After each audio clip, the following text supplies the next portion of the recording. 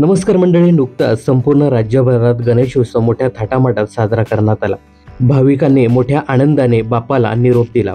पण यंदा नवसाला पावणारी अशी खाती असलेल्या लालबागचा राजा मात्र विसर्जनासाठी कित्येक तास ताटकळतच राहिला। लालबागच्या राजाची विसर्जन मिरवणूक हिरगाव चौपाटीवर पोहोचली, पण विसर्जनासाठी वापरल्या जाणाऱ्या आधुनिक ताफ्यावर मात्र लालबागच्या राजाची मूर्ती चढवण्यास मंडळाला अपयश आलं।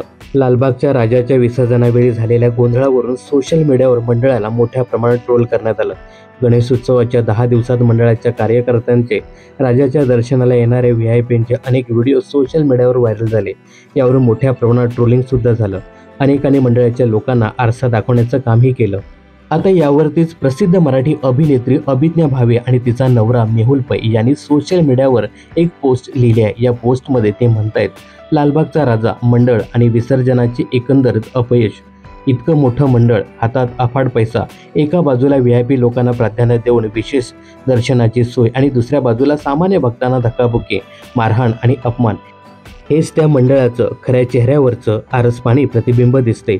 इतकंच नाही तर कोळी बांधवांना दर्शन नाकारून त्यांचा अपमान करण्यात आला। पण राजा तो राजा असतो आणि तो सर्वांचा असतो। अनंत चतुर्थीला हे सगळं अगदी स्पष्ट झालं।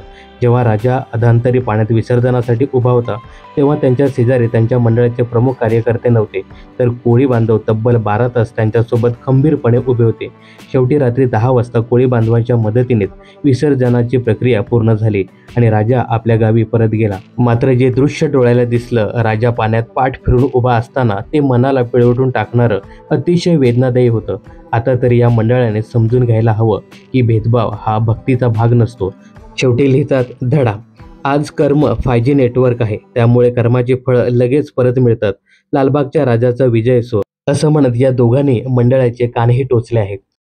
तर अभिज्ञा भावे आणि मेहुल पै यांनी केलेली ही पोस्ट तुम्हाला कशी वाटली हे कमेंट्स करून नक्की सांगा। मनोरंजन क्षेत्रातील अशाच फिल्मी अपडेट जाणून घेण्यासाठी चॅनलला सबस्क्राईब करा।